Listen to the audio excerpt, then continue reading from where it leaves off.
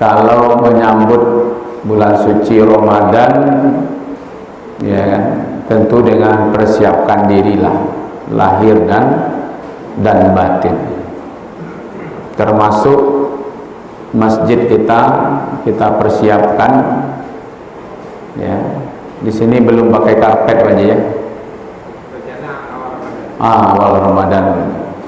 Kadang-kadang lama duduk ada tidak pakai karpet, kok sakit lo dia enak. Untung dia dapat menyanda pak, kalau tidak dapat menyanda, mau unjuk menyanda lah bu, menyanda ada tu faktor usia. Tidak iya pak, kalau macam dia di berapa tampik di Makkah itu saf pertama tu dia tampik menyanda di pakuan ke lantai pak. Ya, di Jeddah, ya, di beberapa tempat saya tengok begitu. Jadi menyenangkan di masjid ini, ya kan. Maka kalau jambo mengaji senang bapak ibu, mau jambo buliah, ya, lalu buliah juga, mau ujian buliah juga, tidak buliah, ya kan. Gimana tidak kamu ibu lah. Sajak pagi tadi suami pekarajo awak di rumah seorang, anak dak lo di rumah. Pas sore menjelang habis isya ko suami pulang awak ke masaji. Ada dapat mota aja tadi. Nah, kini dapat kawan mota kan enggak? Mota lah bu lah tu. Ya, nah. Jadi awak buat masaji ko menyenangkan bapak ibu. Ya kan? Berbahagia gitu, tenang jiwa awak berada di masjid pak, ya kan. Itu makanya anak-anakku kadang-kadang nyoba lari-lari, tidak ada masalah, ya. Nyo gusuk-gusuk saya kepalanya, dia di hari-hari pak, ya. Ambo bertentang jauh pengurus kalau hari-hari, hei pulang, iya pulangnya pak, tak pulang balik je lain gitu. Besok dia mau wirid remaja tak tiba je lain. Baik tu karena acok di usia masaji, ya kan. Jadi wak buat masaji ko menjelang Ramadan ini kita persiapkan, fasilitasnya kita persiapkan, ya kan. Termasuk mic-nya, karpetnya insyaallah dipasang. Kalau masih ragu bawa sejadah sendiri, ya kan. Kenapa? Karena bagian dari kebahagiaan itu kita dapatkan dari masjid gitu. Jadi orang berpuasa itu akan mendapatkan kebahagiaan. Pertama ya di waktu sahur. Ya, maka itu besok ini bersahur. Orang Nasrani, orang Yahudi berpuasa tidak pakai sahur. Ya, maka itu berbedalah dengan mereka. Lalu kita bersahur, ya. Puasa itu kan sebenarnya menahan, ya, menahan diri dari makan dan minum, hubungan suami istri. Sampai kapan itu, ya kan? Bisa membedakan wa kulu wasrobu, makan dan minumlah hatta yatabayyana lakumul khaytu abyadu minal khayti aswad. Makan minumlah sehingga bagimu terang benang putih dan benang hitam. Jadi kalau pagi-pagi itu bisa membedakan antara benang putih dengan benang hitam. Itulah waktu, ya, minal fajri, yaitu waktu fajar. Kajian terbaru tentang fajar di Indonesia menurut ahli hisab itu ditambah 8 menit. Subuh tadi berapa menit tadi subuh? Jam 5 lewat berapa? 6. Nah, jadi kajian terbaru sebenarnya tidak terbaru, sudah lebih 10 tahun mengkajinya. Dulu ada orang ulama dari Arab Saudi datang ke Indonesia.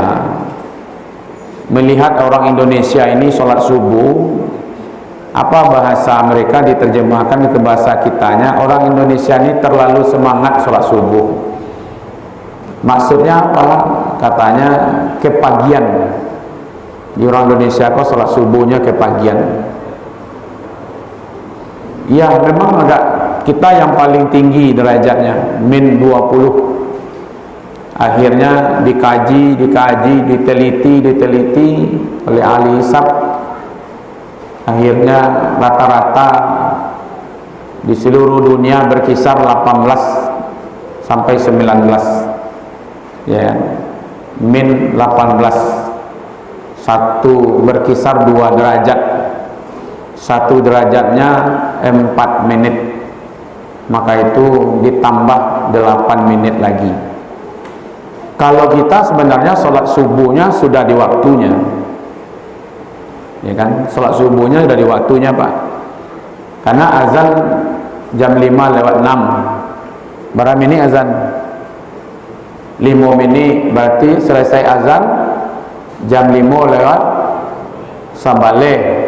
Berapa waktu yang diagih antara azan dengan iqamat? 8 menit loh lah, ya kan? 8 menit ditambah tadi sabale, berarti sudah berapa? Berarti udah lewat. Kalau sholatnya berarti di waktunya, cuman azannya saja kecapek itu, ya kan? Cuma kalau ada orang ketikanya orang azan dia langsung sholat, nanti ragu kita, jangan-jangan sholatnya itu tidak di waktunya, ya kan? Nah, maka imsak itu batasnya kapan sebenarnya, Pak? Mulai menahan itu kapan? Di waktu fajar. Jadi kita menahan itu waktu fajar. Itu waktu subuh. Nah, sementara waktu subuh menurut ahli hisab, perhitungan matahari itu adalah ditambah 8 menit dari waktu yang ada sekarang. Jadi semakin sakit waktu puasa itu tambah 8 menit lagi. Sementara waktu berbuka tetap sama, cuma perhitungan waktu subuhnya itu saya kepagian. Berbukonya tetap tidak ada perubahan, cuma di waktu menahannya yang cepat kita kepagian. Dan itu termasuk di beberapa negara, di Turki, ya kan, Arab Saudi. Sebenarnya kalau kita perhatikan, kita sholat di Masjidil Haram, selesai sholat di luar sudah terang kan? Nah, berarti itu. Maka Arab Saudi sudah masuk yang melakukan itu, ya kan? Jadi sanang juga nanti lambek-lambek dia jago biasanya tuh, Pak. Ya nak, nanti lambek-lambek sholat subuh biasanya, ya kan? Nah, jadi besok itu Bapak Ibu yang dimuliakan menahan dari terbit fajar sampai terbenam matahari gitu. Dari makan dan minum sebenarnya bukan hanya itu, ya, menahan dari segala yang membatalkan. Makanya Rasulullah pernah menyampaikan, kam min shaimin laisa min siyamihi lal ju' wal 'atas. Betapa banyak orang yang berpuasa yang dia dapat hanya lapar dan haus saja. Maka itu yang dipanggil adalah orang-orang yang beriman. Jadi betul-betul dijaga. Asyamu li, kata Nabi, kata Allah dalam hadis kursi itu, puasamu itu untukku. Ya kan? Jadi benar-benar puasa kita itu kita persembahkan kepada Allah. Ya. Jadi memang meningkatlah Pak rasa berpuasa itu begini. Yang halal saja Pak dilarang, kita taati. Bayangkan itu hebatnya puasa kan. Yang halal saja kita taati. Contohnya makan nasi awak, minum air minum awak, makan di kamar awak sendiri, kunci pintu, tutup gordennya, makan di dalamnya. Beko sudah makan sandau gampe kali, masukan piringnya ke bawah dipan. Nak amu nak menyuruh aku dah. Bisa sonanya Pak, iya tak? Hah? Bisa tak Bu? Saya kan mencari bawa ke kamar, kunci, pasang gordennya, ya kan? Beko keluar, lap sesadanya. Satu-satunya ibadah Pak yang tak punya tanda-tanda puasa pula. Apa tanda orang berpuasa? Bibirnya pacah-pacah umpamanya. Itu sariawan dong Bapak. Iya nak. Badannya lelah, latih. Woi banyak orang tak puasa latih badannya. Ya kan? Nak ada tanda-tanda Pak. Pokoknya siap berpuasa tak puasa tak jaleh dah Pak. Kalau tidak hubungannya jo iman tak jaleh Pak.